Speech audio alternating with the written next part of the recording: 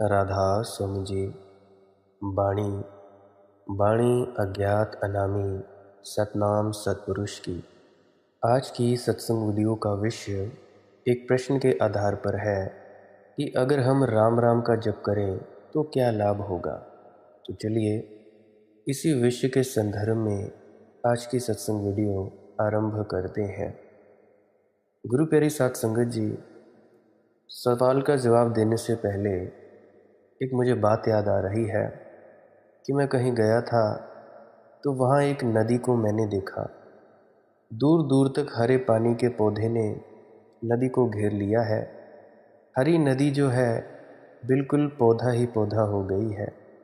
मीलों तक सिर्फ पौधों का विस्तार हो गया है और पानी बिल्कुल ढंक गया है।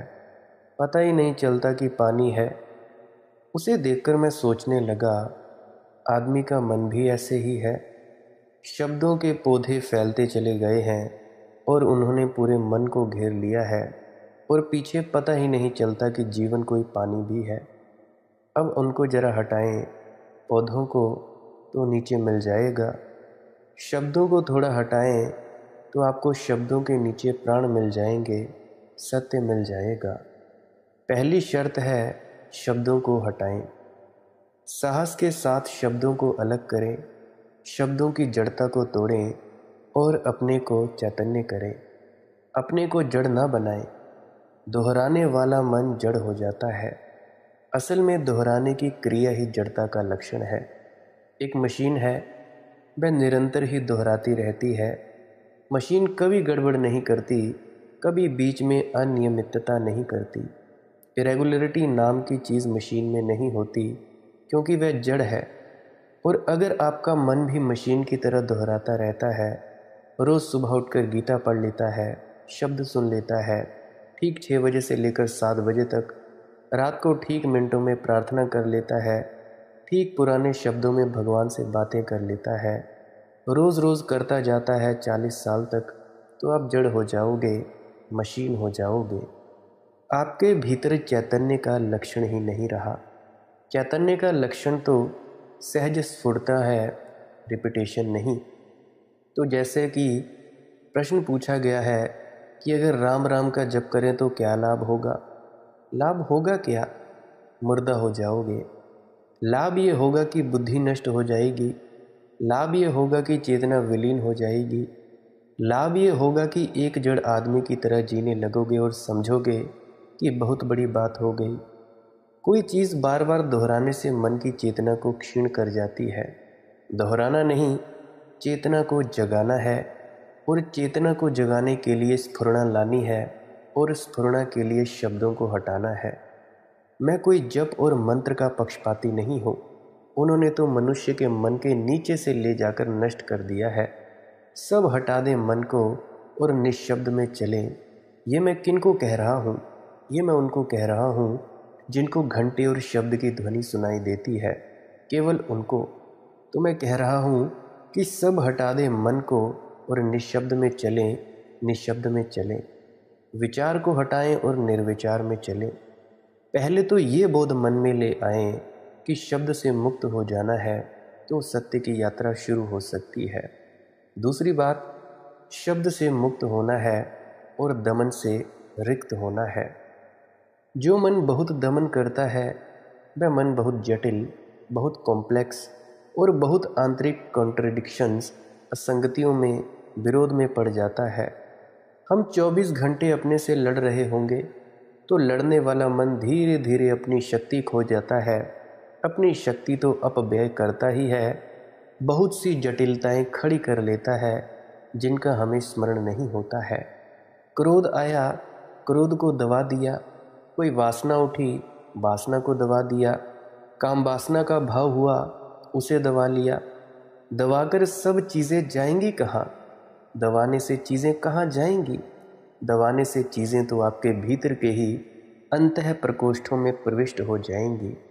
बहुत गहरे में भी आपके ही अनकॉन्शियसनेस में, आपके ही मन के अचेतन तलों पर चली जाएगी, वहाँ बैठ जाएगी। उनकी जड़ें और गहरी हो गई। जैसे किसी आदमी को किसी वृक्ष से विरोध हो और ज़मीन में गड़ा दे, तो उसकी जड़ें और गहरी नीचे बैठ जाए। आप जब भी कोई चीज़ दबा रहे हैं ज़बरदस्ती, तो वहाँ और गहरे में बैठ जाएंगी और आपके चित्त को भीतर से मरोड़ने लगेंगी, पकड़ने लगेंगी। भीतर से बेचैनियाँ, अशांतियाँ पैदा करने लगेंगी और तब आपके चित्त की सारी सरलता नष्ट हो जाएगी। केवल वही चित्त सरल हो सकता है जो दमन से मुक्त हो, जो सुप्रेशन से मुक्त हो।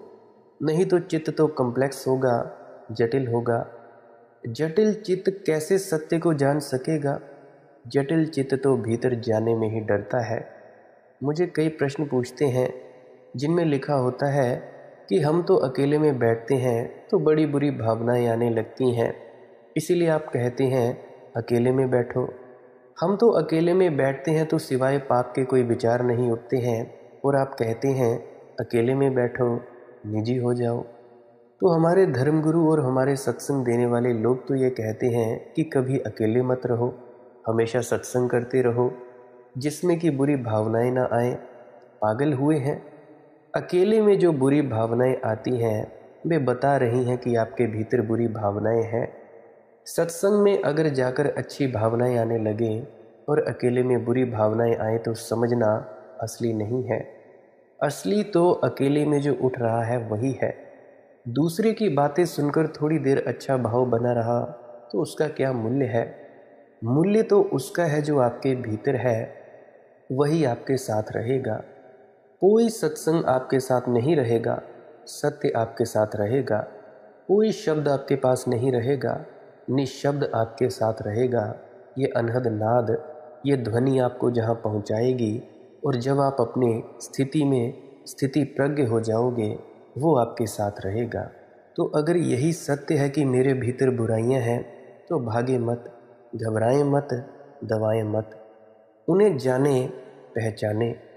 रास्ता है उनके विसर्जन का, रास्ता है उनके परिवर्तन का, रास्ता है उनके ट्रांसफॉर्मेशन का। दमन रास्ता नहीं है। मेरी बात सुनकर लगता है फिर क्या हम भोग करें? क्रोध आ जाए तो क्रोध करें, वासना आ जाए तो वासना को पूरा करें। क्या करें? नहीं, मैं कहता कि भोग करें, लेकिन अगर कोई मुझसे पूछता हो कि दमन और भोग में किसको चुने, तो मैं कहूँगा कृपा करें और भोग को चुन लें। कम से कम भोग सहज है, नैसर्गिक है। ज़्यादा से ज़्यादा पशु होंगे तुम सब, लेकिन अगर दमन को चुना तो पागल हो जाएंगे। अनैसर्गिक, ज़बरदस्ती है, अमनोवैज्ञानिक है। कोई विज्ञान ना उसके समर्थन में है, ना हो सकता है, ना कभी रहा है। जो जानते रहे हैं वे भी कभी उसके पक्ष में नहीं रहे हैं। लेकिन एक तीसरा रास्ता भी है। ना तो भोग को चुनने की ज़रूरत है, ना दमन की। ना पशु होने की ज़रूरत है, ना पागल होने की। ज़रूरत है मुक्त होने की। और एक और तीसरा रास्ता है, उसकी मैं आपसे बात करता हूँ, लेकिन उसको ख्याल में लेने के पहले आपके मन में लग रहा होगा कि जल्दी मैं बताऊं कि कौन सा रास्ता है। ये क्यों लग रहा है आप जानते हैं? ये इसीलिए लग रहा है कि दमन की हमें तो बहुत आदत है। अगर वह रास्ता मिल जाए तो उसी से दबा दें। दबाना तो क्रोध को है, दबाना तो काम वासना को है, नष्ट तो इनको करना ही है। आप बता दें कोई रास्ता है तो उसी से कर दें।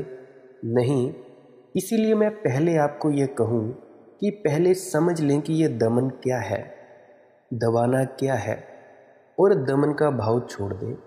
दबाने से कभी कुछ नहीं मिलता। चित्त विकृत होता जाता है, कुरूप होता जाता है, कुरूप से कुरूप होता जाता है। सबसे बड़ी अगलीनेस अगर कोई हो सकती है तो सप्रेस्ड माइंड है, वह दबा हुआ मन है। वह हर चीज़ को दबाए हुए है, उसकी हर चीज़ कुरूप हो जाती है। हर चीज़, अगर वह फूल को छूता है तो उसके प्राण कांप जाते हैं, क्योंकि भीतर उसने दबाया हुआ है कुछ।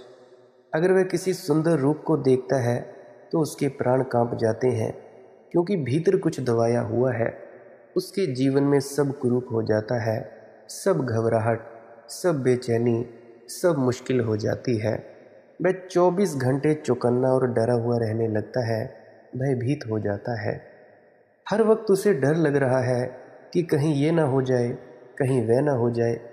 वह दबे हुए वेग ऊपर आना चाहते हैं, और दवा देते हैं आप, क्योंकि शिक्षा सिखाती है भोग बुरा है, क्रोध करना बुरा है, प्रेम करना बुरा है, घृणा करनी बुरी है, सब बुरा है, हर चीज़ बुरी है, इसको दबाओ। तो दबाने का भाव शिक्षा सिखाती है, इसको दबाओ। मैं आपको कहता हूँ, दबाओ नहीं, इसको बदलो, दबाओ नहीं, इसे परिवर्तित करो। ये सब शक्तियाँ हैं जिन्हें दबाना नहीं बल्कि ट्रांसफॉर्म करना है, बदलना है। ये तो शक्तियाँ हैं कि आपको ये कभी ख्याल में आया है, इस जगत में जो लोग परम ब्रह्मचर्य को उपलब्ध हुए हैं वे कौन लोग थे? क्या वे लोग थे जिनके पास काम वासना की शक्ति नहीं थी? नहीं, ये वे ही लोग थे जिनके पास काम वासना की अतिशक्ति थी।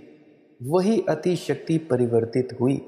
कि आपको पता है, जो क्षमा को उपलब्ध हुए ये वे लोग थे जिन्होंने कभी क्रोध नहीं किया? नहीं, ये वे ही लोग थे जिनके पास क्रोध की चरम शक्ति थी।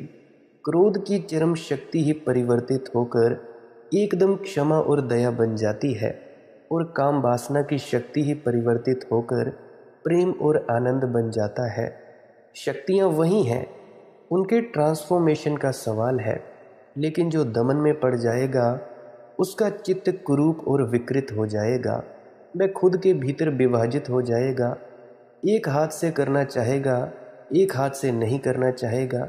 वह ऐसी हालत में हो जाएगा जैसे किसी कार में दोनों तरफ इंजन लगा दिए हों या चारों तरफ, और इंजन एक साथ शुरू कर दिए गए हों और चारों तरफ गाड़ी को भगाने की कोशिश चल रही हो। क्या होगा परिणाम? क्या परिणाम हो सकता है? घिसटेगी गाड़ी, आवाज़ करेगी, शोरगुल मचाएगी, वहीं की वहीं खड़ी रहेगी, परेशान करती रहेगी और खुद के प्राणों को कंपाती रहेगी। हम सभी ऐसे ही दोहरी तरफ जुटे हुए हैं। उसी को भोगना चाहते हैं, उसी को दबाना चाहते हैं, उसी को भोगना चाहते हैं, उसी को दबाना चाहते हैं। फिर कठिन हो जाता है।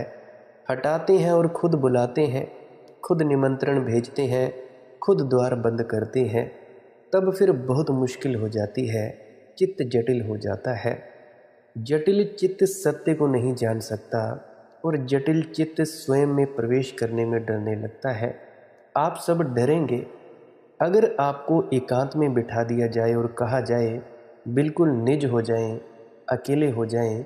आपकी बड़ी घबराहट होने लगेगी। आपको ये कहाँ कहाँ के विचार आ रहे हैं, ये तो बड़ी मुश्किल हो गई। अब ऐसे महीने भर रह गया तो पागल हो जाऊंगा, ये क्या हो रहा है। कभी अकेले में बैठे दरवाज़ा बंद कर लें, ज़ोर ज़ोर से जो मन में आता हो बोले। आप घबरा जाएंगे, कहेंगे कि ये मेरे मन में क्या आ रहा है, क्या क्या आ रहा है यह। आप अपने निकटतम मित्र के पास बैठकर भी अपना हृदय नहीं खोल सकते हैं, नहीं खोल सकते, क्योंकि आप खुद ही डर जाएंगे, अपने सामने नहीं खोल सकते। इतना दबाया है अपने आप को, इतना दबा दिया गया है कि अपने सामने नहीं खोल सकते अपने राज, अपनी दबी हुई भावनाएं। इतना दबाया है, इतना इतना दबा लिया है, कचरा है, वही आपकी संपत्ति हो गई है। उस संपत्ति के कारण आप भीतर प्रवेश नहीं कर सकते हैं। आपने किसी के सत्संग सुन लिए, कोई चीज़ किसी किताब में सुन ली, कोई किसी ने सुन ली।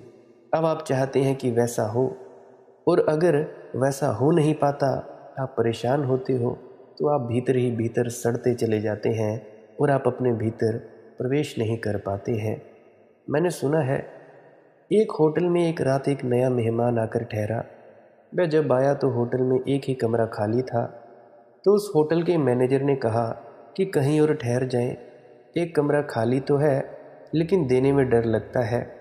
उस कमरे के नीचे जो मेहमान ठहरे हुए हैं वे कुछ बड़े अजीब और बड़े पागल हैं। अगर ऊपर आप ज़रा ज़ोर से भी चलें और उनको आवाज़ मिल गई तो वे झगड़ा करने पहुंच जाएंगे। अगर आपने कोई सामान ज़रा ज़ोर से रख दिया या कुर्सी ज़ोर से खींच ली तो वे झगड़ा करने पहुंच जाएंगे। आप कहीं और चले जाएं, उसकी वजह से वह कमरा किसी और को देना कठिन है। लेकिन उस आदमी ने कहा, मुझे कोई काम भी नहीं करना, कोई मौका भी नहीं है, आकर फिर सुबह ही वापस चला जाऊंगा, कोई गुंजाइश नहीं है, फिर मैं ध्यान रखूंगा, 4-6 घंटे सोऊंगा कि कोई नींद में मुझे गड़बड़ ना हो। नहीं माना तो उस यात्री को ठहरा दिया गया, रात 12 बजे लौटा। थका मांदा दिन भर के काम के बाद बिस्तर पर बैठा, एक जूता खोला, छोड़ा। जैसे ही जूता गिरा, आवाज़ आई।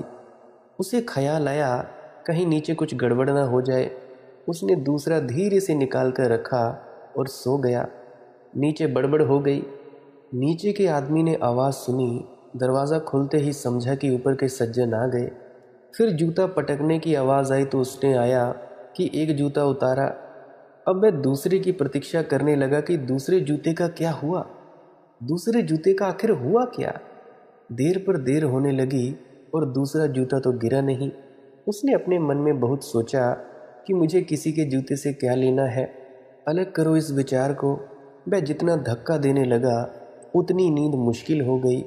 वह निकालने लगा इस विचार को, मुझे किसी के जूते से क्या लेना देना, अलग करो, अलग करो, इससे मुझे क्या करना है। लेकिन दूसरा जूता उसके ऊपर बिल्कुल झूलने ही लगा कि वह गिर क्यों नहीं रहा है, उस दूसरे जूते का हुआ क्या। वह जितना धकाने लगा, जितना उसे हटाने लगा, उतना ही पाया कि वह आने लगा है।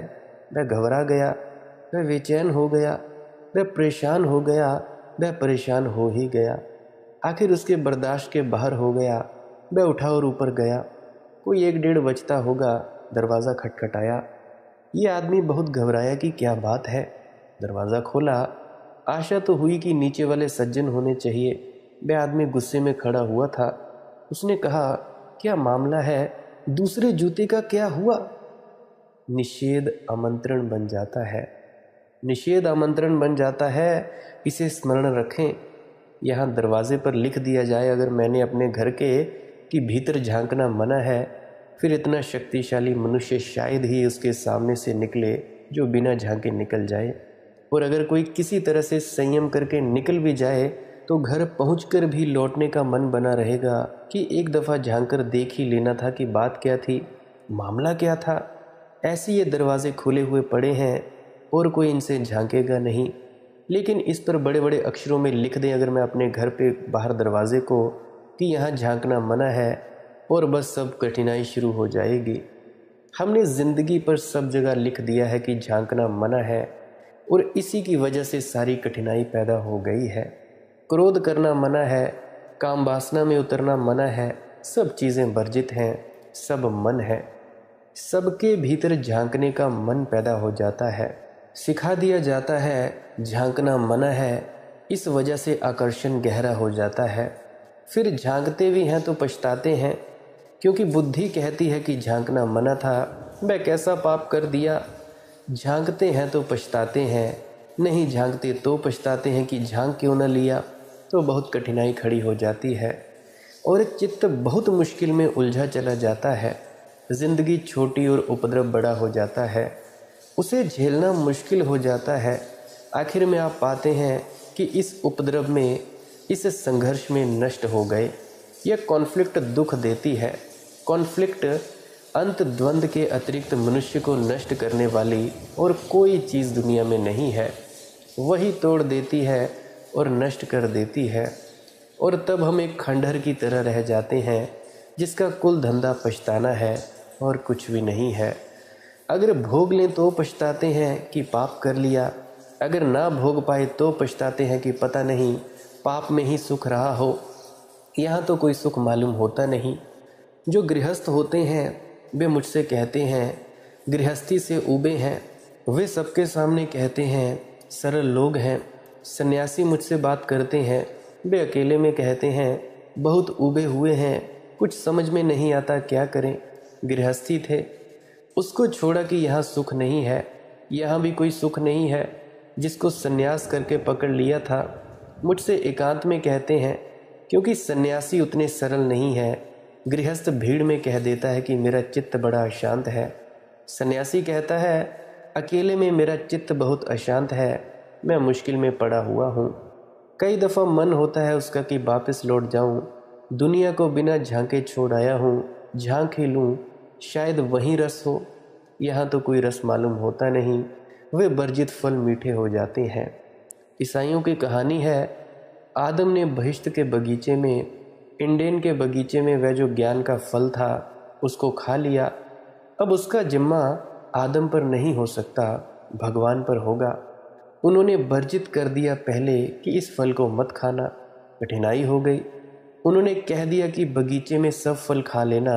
भगवान ने आदमी को, ईव को कहा सब फल खा लेना, वो जो नॉलेज का झाड़ है, ज्ञान है, उसको मत खाना। बस ये मना करना ही आकर्षण हो गया। अब ईव और आदम कितने परेशान हुए होंगे नहीं कहा जा सकता। कैसे रात उन्होंने बेचैनी में गुजारी होगी, कैसे जागते होंगे, सोचते होंगे क्या करें, कैसे करें, कैसे वह फल होगा, क्या होगा उसमें, क्या नहीं होगा। वह जो कहा जाता है, शैतान उनको समझाने लगा, खा लो, इसका मतलब यही है। उसका मन ही उनसे कहने लगा, खा लो, चख लो, ज़रूर उसमें कुछ मामला होगा, तभी तो भगवान ने इसे वर्जित किया। तो शैतान ने उनसे कहा, यानी उनके मन ने उनसे कहा कि भगवान खुद तो ये खाता है और तुमको वर्जित करता है। ये उसके मन ने कहा। शैतान कहा है कौन है कि खुद तो खाता है और तुमको मना करता है? सबसे बड़ा रहस्य यही है, जहाँ वर्जित है वही रहस्य है। तो अगर आदम बगीचे से निकला और उसने पाप किया, फल को खाने का तो जिम्मा अगर किसी का हो तो परमात्मा का होगा। न निषेध करता, न पता चलता उतने बड़े जंगल में कि कौन से झाड़ को नहीं खाना है, लेकिन हम सबको निषेध सिखाया गया है और उससे दमन पैदा होता है। मैं आपको कहता हूँ, जीवन को सहज भाव से लें, घबराएं नहीं और किसी फल का वर्जित ना माने। वर्जित माना कि दुख में पड़ जाएंगे। चखें, जानें, पहचानें, अपनी शक्तियों से परिचित हों, क्रोध की शक्ति से भी परिचित हों, काम की शक्ति से भी परिचित हों, अपने चित्त के सारे वेगों से परिचित हों। और परिचित होने से आप उस रहस्य पर पहुँचेंगे जहाँ वेग से मुक्त हो जाना होता है। तो ना तो मैं कहता हूँ भोग में जीवन भर पड़े रहें, वह भी एक मूर्छा है कि कोई आदमी भोग में ही पड़ा रहे और उसके ऊपर ना उठ जाए, और ना कहता हूँ कि दमन करें, वह और भी बड़ी मूर्छा है, उससे कोई मुक्त नहीं होता। कहता हूँ कि जीवन के सारे वेगों के प्रति, मन के सारे वेगों के प्रति जागृत हों, साक्षी बने, देखें, पहचानें, परिचित हों, और आप हैरान हो जाएंगे कि अगर एक बार भी क्रोध के पूरे साक्षी हो जाएं तो आप क्रोध से मुक्त हो जाएंगे। अगर एक बार भी अपनी किसी वासना के पूरे साक्षी हो जाएं, शुरू से लेकर अंत तक, पत्ते से लेकर जड़ तक, गहरे मन के अंतिम कोने तक, अगर उस वासना के पूरे रूप से आप परिचित हो जाएं, तो वह जानना ही मुक्त कर देता है, ज्ञान ही मुक्त कर देता है। क्योंकि उसके बाद करने जैसा कुछ भी नहीं रह जाता, उसमें कोई अर्थ नहीं रह जाता है, कोई रस नहीं रह जाता। निषेध नहीं करना होता है, निषेध तो वही करता है जिसे रस है। एक आदमी प्रतिज्ञा लेता है कि मैं तो ब्रह्मचर्य से रहूँगा, ये आदमी पूरी तरह से काम वासना से विलुप्त है, तब तो प्रतिज्ञा लेता है। अगर इसका काम वासना का भाव जानने से विलीन हो गया हो तो प्रतिज्ञा ब्रह्मचर्य की क्या अर्थ रखती है? जो भी प्रतिज्ञा लेते हैं और व्रत लेते हैं, घोषणा करते हैं, उससे विपरीत रस उनमें भीतर मौजूद है। नहीं तो कोई वजह नहीं है। जो जानता है क्या प्रतिज्ञा लेगा? अब तुम सभी सोचो, क्या मैं प्रतिज्ञा लूँगा कि जब मैं किसी मकान से बाहर निकलूँगा तो दरवाजे से ही निकलूँगा, दीवार से नहीं निकलूँगा? फिर क्या प्रतिज्ञा लूँगा? जानता हूँ कि दीवार से निकला नहीं जा सकता, सिर फाड़ सकता हूँ। जानता हूँ कि निकलना दरवाजे से होता है। बिना प्रतिज्ञा किए दरवाजे से निकल जाता हूँ, दरवाजे से आता हूँ। प्रतिज्ञा एक भी दिन लेने की ज़रूरत नहीं पड़ती। लेकिन अगर कोई आदमी कहे कि मैं सबके सामने खड़े होकर प्रतिज्ञा करता हूँ कि आज तो दरवाजे से निकलूँगा, दीवारों से नहीं, तो हम सोचेंगे कि मस्तिष्क में दीवार से निकलने की कोई बात चल रही है। नहीं तो ये कैसे होता? एक आदमी ब्रह्मचर्य लेता है कि ब्रह्मचर्य से रहूँगा, अर्थ हुआ कि मन के भीतर बहुत कामनाएं, वासनाएं चल रही हैं, उसके विरोध में खड़ा हो रहा है। विरोध में खड़े होने से मन शुरू हो जाएगा। नहीं, मैं नहीं कहता कि ब्रह्मचर्य का व्रत लें, मैं कहता हूँ काम वासना को जानें और समझें, और आप पाएंगे कि ब्रह्मचर्य आना शुरू हो गया। उससे डरे नहीं, घबराएं नहीं, क्रोध से डरे नहीं, घबराएं नहीं, उससे परिचित हो जाएं। और जब क्रोध आए तो इसका एक अवसर बनाएं ऑब्जर्वेशन का, इसे एक अवसर बनाएं निरीक्षण का, इसे एक अवसर बनाएं कि कितना बढ़िया मौका मिला कि मैं जानूं अपने चित्त की एक सोई वृत्ति को कि यह क्या है। बैठ जाए एक कोने में और क्रोध को फैलने दें, फूलने दें, बढ़ने दें और शांत होकर उसका निरीक्षण करें कि ये क्रोध क्या है। मत दोहराएं पिता ने जो सिखाया है कि क्रोध बुरा है, क्योंकि ये दोहराया कि क्रोध का फिर निरीक्षण नहीं हो सकता। किताब में क्या लिखा है कि क्रोध बुरा है, मत दोहराएं, क्योंकि दोहराए कि फिर निरीक्षण नहीं हो सकेगा। अगर मैं ये मानकर ही आपके घर आ जाऊं कि यह आदमी बुरा है, शैतान है, तो फिर आपसे मिलना क्या हो सकेगा, आपसे पहचान क्या हो सकेगी? नहीं, मेरी मान्यता बाधा बन जाएगी। क्रोध या घृणा या काम या लोभ किसी के प्रति कोई भावना ना बनाए। जीवन आपको मिला है, दूसरों की उदार दृष्टियों को लेने का कोई भी कारण नहीं है। जिए और जाने, क्रोध को पहचाने, ऑब्जर्व करें, ठीक ठीक सम्यक निरीक्षण करें तो आप हैरान हो जाएंगे। जिस दिन आप क्रोध को परत परत उघाड़ कर देख लेंगे, आप पाएंगे इसमें तो कुछ भी नहीं था, इसमें तो कोई अर्थ नहीं था, इसमें तो कोई अभिप्राय न था। तब आप सिर्फ हंसेंगे, तब सिर्फ हंसेंगे कि कैसा पागल था कि दीवार से निकलने की कोशिश करता था। आँख खुल जाएगी तो हंसेंगे, हंसने के सिवाय कुछ शेष न रह जाएगा और तब क्रोध विलीन हो जाएगा। तो जानने से, परिचित होने से, पहचानने से, वैज्ञानिक निरीक्षण से, तटस्थ दृष्टा के भाव से क्रोध और उसी भांति और वासनाएं क्षीण होती हैं और विलीन हो जाती हैं। लेकिन यह विलीन होना बहुत भिन्न है और दमन बहुत भिन्न है। दबाने से क्रोध तो विलीन होता, क्रोध तो भीतर होता है। अक्रोध का भाव ऊपर जाता है, क्रोध भीतर दबा रहता है, अक्रोध की वेशभूषा ऊपर हो जाती है। काम वासना भीतर होती है, ब्रह्मचर्य ऊपर होता है। और इसीलिए हमेशा डर बना रहता है कि वह जो भीतर है 24 घंटे धक्के देता है कि बाहर ना आ जाए, बाहर ना निकल आए। इसीलिए उसे संभालना पड़ता है। और ज़िंदगी एक संभालना हो जाती है, जीना नहीं। लिविंग दूसरी बात है और संभालना दूसरी बात है। एक आदमी संभाल रहा है 24 घंटे अपने को, वह कोई जीना है? लेकिन यदि क्रोध के ज्ञान से क्रोध विलीन हो जाए तो अद्भुत घटना होती है।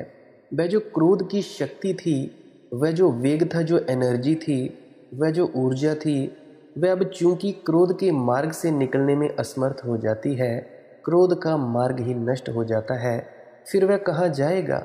वही ऊर्जा क्षमा बन जाती है, तो ट्रांसफॉर्मेशन होता है। अगर एक मार्ग बंद हो जाए, अगर आप एक झरने पर हों और झरने का एक मार्ग बंद हो जाए, फिर झरना दूसरे मार्ग से प्रवाहित होगा। अगर नीचे के मार्ग बंद होते चले जाएं, ज्ञान से, जबरदस्ती नहीं, तो शक्तियाँ ऊपर के मार्गों से प्रवाहित होने लगती हैं। अगर व्यक्ति की पशुता जिस जिस द्वार से विलीन हो जाती है, उसी उसी द्वार से व्यक्ति के प्रभु का प्रकाशन शुरू हो जाता है। पशु में ही प्रभु छिपा हुआ है। वे जो आपके वेग हैं, उनमें ही सारी श्रेष्ठ बातें छिपी हैं जो मनुष्य को मुक्त कर दें और मोक्ष में प्रतिष्ठित कर दें।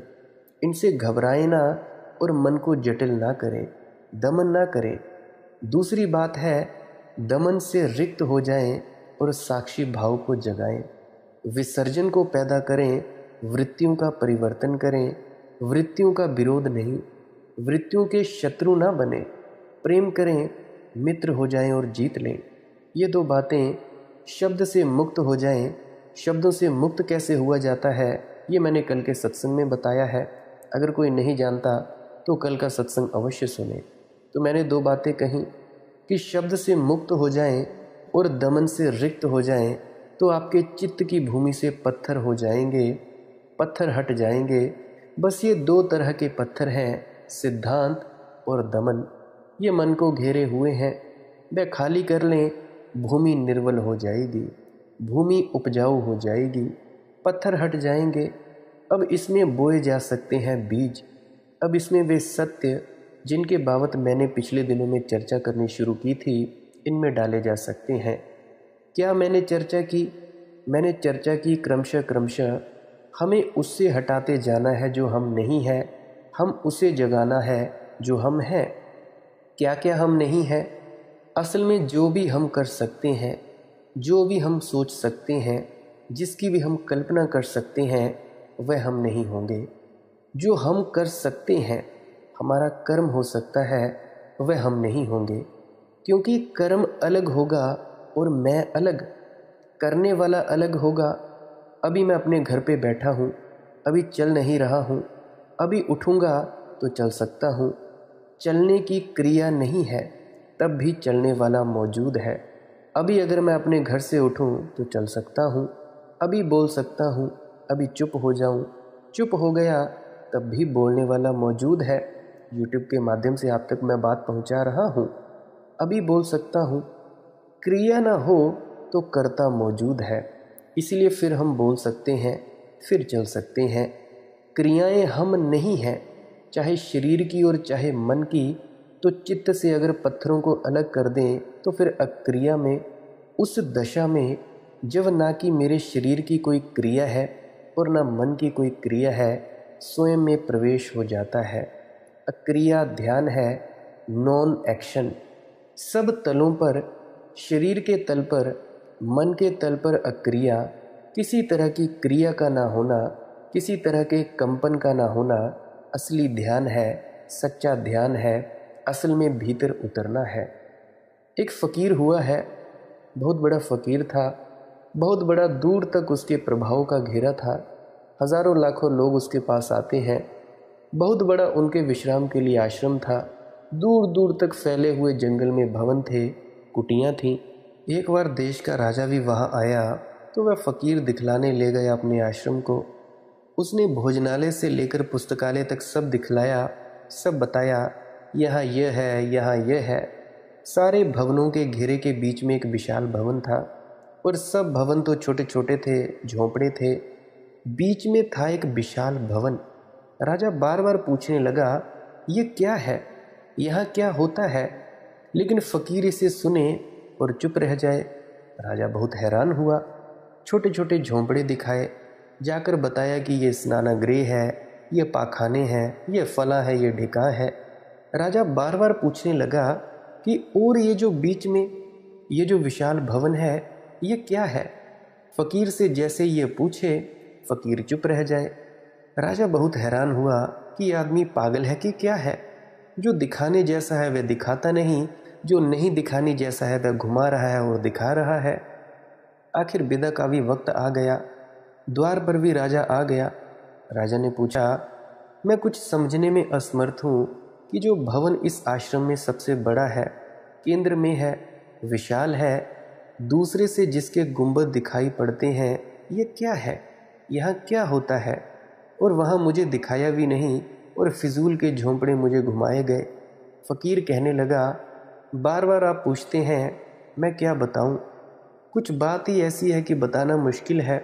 राजा ने कहा, फिर भी कुछ तो बताएं कि वहाँ क्या करते होंगे आप, क्या करते हो, क्या है यह?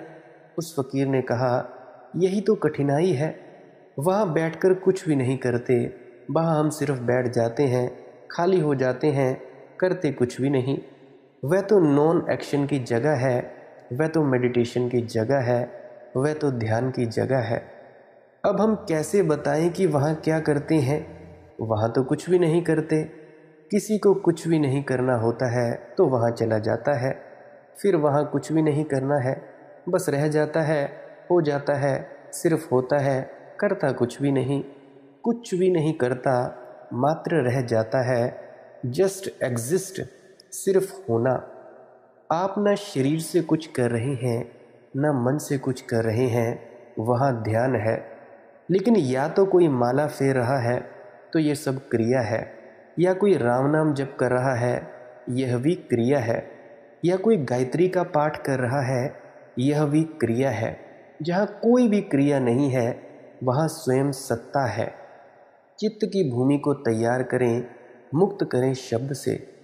तो देखो, जब आप कभी सिमरन के शब्दों का जाप करते हो, चुपचाप मौन होकर बैठते हो, 1 घंटा करते हो, आधा घंटा करते हो, 1.5 घंटा करते हो, और उसके बाद धीरे धीरे जाप करते करते आपका मन थक जाता है और आप चुप हो जाते हो। जब आप चुप हो जाते हो तो वो चुप होना ही स्वयं में स्थित होना है। आप स्वयं में स्थित हो गए और अनहद नाद की मधुर ध्वनि को सुनने लगे। कोई भी आप शब्दों का जाप कर लें, कोई भी किसी भी प्रकार के भी शब्द का जाप कर लें, ये जाप एक साधन है, ये क्रिया है, ये करना है, ये अक्रिया में उतरना नहीं है। अक्रिया में उतरना क्या है? धुन को सुनना, यही असली चीज़ है, यही असली बात है। तो चित्त की भूमिका को तैयार करें मेरे मित्रों, मुक्त करें शब्द से, रिक्त करें दमन से, और फिर आप आसान हो ये किन्हीं घड़ियों में, किन्हीं अमूल्य क्षणों में बस हो जाएं, सिर्फ हों और कुछ ना करें। एक और घटना कहूँ, शायद उससे ख्याल में आए। मुझसे ही लोग पूछते हैं, ध्यान कब करते हैं? मैं मुश्किल में हो जाता हूँ। कब करते हैं? जिनके घरों में ठहरता हूँ वे नज़र रखते हैं मुझ पर। सुबह उठा तो कब ध्यान के लिए बैठा, रात सोया फिर बैठा कि नहीं, फिर बड़े निराश हो जाते हैं। मैं तो कभी ध्यान को बैठता ही नहीं। कई लोग हैं, कई पागल हैं, मुझसे कहते हैं आपके आसपास आना चाहते हैं, जीवनचर्या देखना चाहते हैं। जीवनचर्या क्या देखेंगे? खाता हूँ, पीता हूँ, नहाता हूँ, कपड़े पहनता हूँ, क्या करेंगे? कोई आग्रह नहीं मेरा कि 4 बजे उठूँ, मेरा कोई आग्रह नहीं। जब नींद खुलती है तो उठता हूँ, नींद आती है तो सो जाता हूँ। सुबह करीब करीब 6 से 7 बजे मैं सोता हूँ, दोपहर के 1 डेढ़ बजे भी उठ जाता हूँ, कभी कभी 3 बजे भी उठ जाता हूँ। मेरा कोई पक्का नहीं है कि कब सो जाऊँ, कब उठ जाऊँ। कभी कभी तो 2-2 दिन तक भी मैं जागता रहता हूँ। कभी नहीं दिल करता तो मैं कुछ भी नहीं करता हूँ। तो इसीलिए कभी कभी आपको पुराने सत्संग देखने को मिलते होंगे। उस वक्त मेरा कुछ करने का मन नहीं होता है, मैं कुछ भी नहीं करता हूँ। भूख लगती है खाता हूँ, नहीं भूख लगती है मैं नहीं खाता हूँ। तो देखेंगे क्या आप लोग? क्या देखेंगे? आप लोग देखने आना चाहते हैं कि ध्यान कब करता हूँ, कैसे करता हूँ। ध्यान कोई करने की बात नहीं है कि आप बैठ गए पालथी लगाकर और पद्मासन लगाकर और आंखें बंद करके। बच्चों जैसी बात है, इमेच्योर बात है। ऐसे बैठ गए बनकर तो सोचा ध्यान हो गया। कोई माला लेकर बैठ गया, सोचा ध्यान हो गया। ध्यान बड़ी अद्भुत बात है। सच्चा ध्यान कोई क्रिया नहीं है, ध्यान कोई एक्शन का हिस्सा नहीं है, ध्यान बीइंग का हिस्सा है। ध्यान है आत्मा का स्वरूप, ध्यान आपकी कोई क्रिया नहीं है। ये जो भी आप सिमरन के शब्द जपते हो, ये ध्यान नहीं है। सच्चा ध्यान है अपने अंदर जाना, चुप होकर, मौन होकर जाना, यही सच्ची शिक्षा है। मेरे ख्याल से आप सत्संगों को ढंग से सुनते नहीं हो, या जब सुनते हो तो सो जाते हो। अब मेरा इनमें कोई कसूर नहीं है। मैं कोई नई शिक्षा नहीं दे रहा हूँ, वही पुरानी शिक्षा दे रहा हूँ जो सदियों से, अनंत काल से, आदि काल से चली आ रही है। एक फ़कीर एक पहाड़ी के किनारे खड़ा था। कुछ मित्र आते थे, करीब आते थे, सोचने लगे क्या वहाँ करता होगा। कोई भी, मैं नहीं बैठा हूँ, सोचते क्या करते होंगे। अभी बोल रहा हूँ तो आपको लगता होगा बोल रहा है, लेकिन एक तल है जहाँ कुछ भी नहीं हो रहा है। वह खड़ा था वहाँ तो सोचा कुछ न कुछ करता होगा। विवाद हो गया, और हमारा विवाद तो किसी की बात में हो जाए। चित्त तो विवाद से भरा हुआ है, किसी में भी लड़ जाए। छोटी मोटी बातों में लड़ जा सकते हैं, और किस फिल्म में कौन अभिनेता काम करता है, इस पर लड़ सकते हैं। महावीर बड़े थे कि बुद्ध बड़े थे, इस पर लड़ सकते हैं। एक पंडित ने मुझसे पूछा कि आप मुझे बताइए कि उम्र में महावीर बड़े थे कि बुद्ध बड़े थे। मैंने कहा आपका दिमाग ठीक है कि खराब हो गया है, मुझे क्या प्रयोजन। नहीं, मैं इधर 7 वर्षों से खोज रहा हूँ। 7 वर्ष तो मिट्टी में गए आपके, और अभी भी थोड़ा बहुत समय है, उसकी फ़िक्र कर लें, अपनी उम्र की फ़िक्र करें। महावीर बड़े थे उम्र में या बुद्ध बड़े थे, क्या मतलब है। लेकिन दुनिया में रिसर्च के नाम से बहुत पागलपन आया है, बहुत मैडनेस आई है, और वह पागलपन चल रहा है कि कहाँ क्या था, किस गांव में पैदा हुए थे, किसी में हुए हों क्या लेना देना है, ना भी हुए हों तो क्या फ़र्क पड़ता है। आप हैं, ये तो विचार की बात है। तो वह छोटी सी बात में हमारे तो विवाद हो सकते हैं, कोई विवाद की तो दिक्कत नहीं है। एक गांव में गया, मैं बोलता था, एक फ़कीर का नाम लिया। एक सज्जन बीच में खड़े हुए, बोले, बिल्कुल गलत है, ये नाम तो ठीक नहीं है, ये घटना तो किसी दूसरे फ़कीर की है। मैंने कहा, दूसरे की समझ लो, तीसरे की हो, तीसरे को समझ लो, क्या लेना देना, ABC से क्या लेना देना, कोई भी नाम रख लो, मुझे कोई प्रयोजन नहीं है। लेकिन इसमें विवाद क्या है, इसमें गुंजाइश क्या है लड़ने की? कुछ भी नाम रख लो, चाहे बाबा नानक रख लो, चाहे कबीर रख लो, तुम्हारी मौज। तो वह फकीर खड़ा है। 3-4 मित्र गए, सोचने लगे क्या कर रहा है। एक ने कहा कि अक्सर ऐसा होता है कि उसकी गाय खो जाती है, पहाड़ी पर जाकर खोजता है कि मेरी गाय कहाँ है, वहीं खोजता होगा। लेकिन दूसरे ने कहा कि मालूम नहीं होता कि गाय खोजता है, क्योंकि खोजने वाले की आंखें भटकती हुई होती हैं। मैं तो शांत खड़ा हुआ है। मुझे ऐसा लगता है कि कोई मित्र पीछे आया होगा, छूट गया घूमने में, उसकी प्रतीक्षा करता होगा। तीसरे ने कहा, क्षमा करें, प्रतीक्षा करने वाला थोड़ी थोड़ी देर में लौटकर पीछे देखता है, मैं तो लौटकर देखता नहीं, खड़ा ही हुआ है, प्रतीक्षा नहीं कर रहा है। मैं समझता हूँ फ़कीर है, साधु ध्यान कर रहा है, परमात्मा का स्मरण कर रहा है, कोई प्रार्थना कर रहा है। नहीं तय हो सका तो सोचा, चलो भैया उसी से पूछ लें। चढ़े, पहाड़ पर ऊपर गए। फ़कीर से जाकर पहले व्यक्ति ने पूछा कि क्या भिक्षु आपकी गाय खो गई है, उसको खोज रहे हैं? भिक्षु ने कहा, गाय? कैसी गाय? किसकी गाय? मेरा कुछ भी नहीं है, गाय मेरी कैसे हो सकती है? पूछने वाला हैरान हुआ, फिर भी सोचा, आपकी कभी कभी गाय खो जाती है, मेरी कोई गाय ही नहीं तो खोएगी कैसे? मैं कुछ नहीं खोज रहा, उसने कहा। दूसरे ने कहा, निश्चित ही फिर आपका कोई मित्र पीछे छूट गया होगा। उसने कहा, कैसा मित्र, कैसा शत्रु? मेरा कोई शत्रु नहीं, इसीलिए मेरा कोई मित्र भी नहीं। मैं किसी के साथ आया नहीं, किसी के साथ जाऊंगा नहीं, तो मैं किसकी प्रतीक्षा करूं? मैं तो बिल्कुल अकेला हूं, किसी की प्रतीक्षा नहीं कर रहा। तब तो तीसरे ने सोचा, अब तो जीत का मामला पक्का ही है। उसने कहा, अब तो तय है कि आप भगवान की प्रार्थना कर रहे हैं। उसने कहा, कैसा भगवान और कैसी प्रार्थना? मैं कभी कोई प्रार्थना नहीं किया करता, मेरी कोई कामना नहीं तो प्रार्थना क्या होगी? कैसा भगवान? मैं तो अपने अतिरिक्त किसी को जानता नहीं, तो कैसे किसी भगवान का स्मरण करूं? उन तीनों ने कहा कि बड़ी अजीब बात है, आप कर क्या रहे हैं यहाँ? आखिर हो क्या रहा है यहाँ? क्या कर रहे हो? फकीर ने कहा, मैं तो केवल हूँ और कर कुछ भी नहीं रहा। मैं सिर्फ हूँ और कर कुछ भी नहीं रहा। मैं तो बस हूँ मात्र।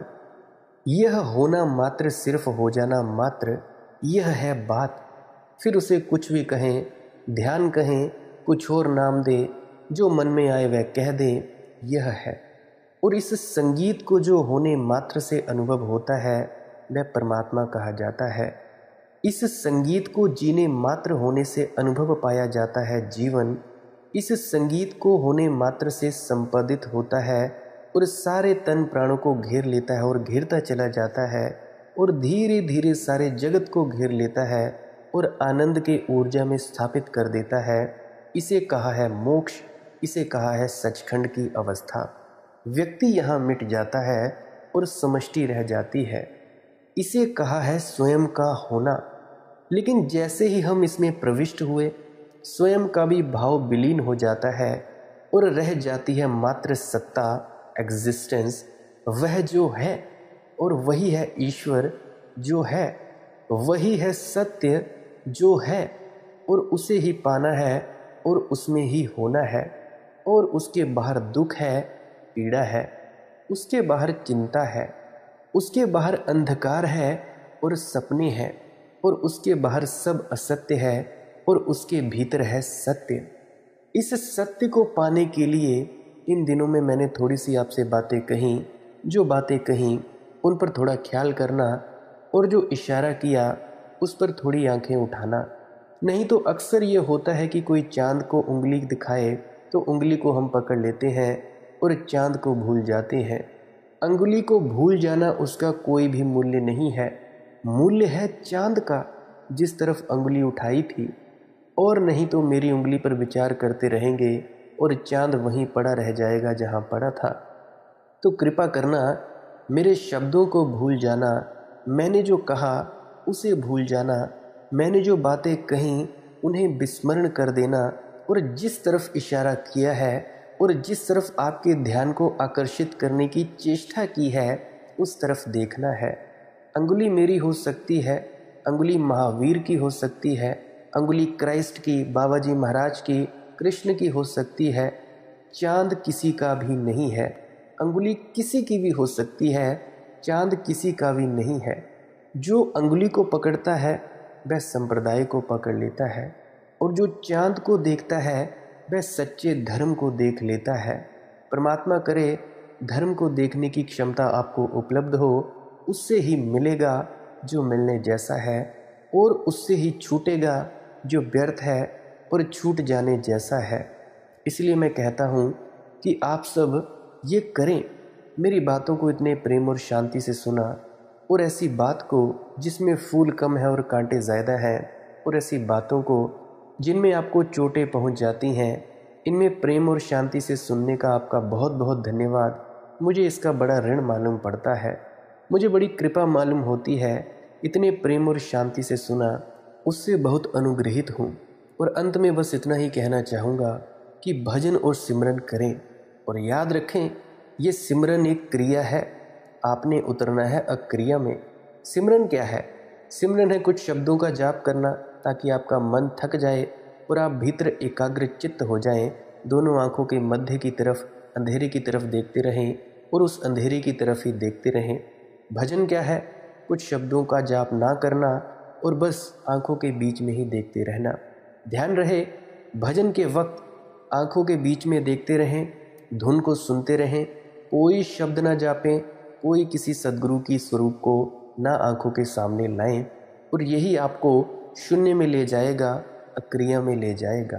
देखो सिमरन एक साधन है, पहुंचना कहाँ है आपको? आपको इस अनहद नाद का सहारा लेते हुए पहले सिमरन के शब्दों का सहारा लेना है, फिर उन शब्दों के ज़रिए अनहद नाद पकड़ना है, फिर अनहद नाद के ज़रिए आपको वहाँ पहुँचना है जहाँ से ये नाद उठ रही है, जहाँ आप स्वयं स्थित हो। ये है भजन सिमरन। मुझे लगता है कि आपको धीरे धीरे समझ में आ रहा होगा कि भजन सिमरन करने का मकसद क्या होता है। तो मेरी प्रार्थना है रोज़ आधा पौना घंटा कुछ नहीं करने में उतरें, मौन हो जाएं, शांत हो जाएं, मस्ती में आ जाएं, आनंद में आ जाएं। आज का सत्संग यहीं समाप्त होता है। अगर मेरे किसी मित्र या प्रियजन का कोई प्रश्न हो तो कमेंट सेक्शन में लिख सकते हैं। टेलीग्राम, इंस्टाग्राम, फेसबुक, वहाँ पे सर्च करें मालिक की मौज सत्संग, वहाँ पे आप पर्सनली मुझे मैसेज कर सकते हैं। नहीं तो आप जी पुरानी सत्संग वीडियोस को अवश्य सुने, क्या पता आपके प्रश्नों के जवाब पुरानी सत्संग वीडियोस में मिल जाएं। विस्तार पूर्वक किसी प्रश्न का जवाब लेना हो तो पुरानी सभी वीडियोस को सुन मारें। अगर एक बार समझ ना आए तो 5-5, 10-10 बार सुने। अगर इतनी बार भी समझ नहीं आता तो बार बार सुनते रहें जब तक दिमाग के अंदर इन शब्दों को भेद कर तुम्हारे हृदय तक ना बात पहुंच जाए। तब तक सुनते जाएं और अपने भीतर उतार दें इन बातों को, ताकि आपको कुछ समझ में आ जाए। देखो समझ ही बड़ी चीज़ है, समझ आती है सुन सुनकर, बुद्धि से नहीं समझना है, हृदय से समझना है। तो मेरे शब्दों को आप उतार सकते हैं, जैसा मर्जी चाहे आप इसका इस्तेमाल कर सकते हैं, नींद लाने के लिए, ध्यान में उतरने के लिए, या जैसी आपकी मौज वैसा कर सकते हैं। आप इस प्रकार से इन मेरी सत्संग वीडियोस का प्रयोग ले सकते हैं। आप इस वीडियो को लाइक कर सकते हैं। अगर आप जी को इस वीडियो से कुछ भी सीखने को मिला है, कोई भी थोड़ा सा भी कुछ सीखने को मिला है, तो आप जी लाइक करें और कमेंट में राधा स्वामी ज़रूर लिखें। नहीं तो आप डिसलाइक ज़रूर करें। सब्सक्राइब कर सकते हैं इस चैनल को अगर रोज़ाना नए नए सत्संग सुनना चाहते हैं। सत्संग का वक्त रहता है सुबह 6 बजे से लेकर 7 बजे तक। अगर कभी किसी दिन सत्संग ना डले तो शाम के 6 बजे तक इंतज़ार ज़रूर करिएगा। अगर कभी तब भी ना डले तो पुराने सत्संगों को अवश्य सुनिएगा। अगर आप जी सब्सक्राइब नहीं करना चाहते तो आप जी रोज़ाना सर्च कर लिया करें यूट्यूब पर जाकर मालिक की मौज सत्संग। जो भी नया सत्संग डला होगा तो आप जी उसको ज़रूर सुना करें, आप उसका आनंद उठा सकते हैं। आप मुझे इतने वक्त तक सुनते हो, बड़ा ज़्यादा अनुग्रहित हूँ। सभी से प्रेम प्यार करें, भजन सिमरन करते रहिए। अंत में आपके भीतर बैठे परमात्मा को प्रणाम करता हूँ। मेरा प्रणाम स्वीकार करें। राधा स्वामी जी।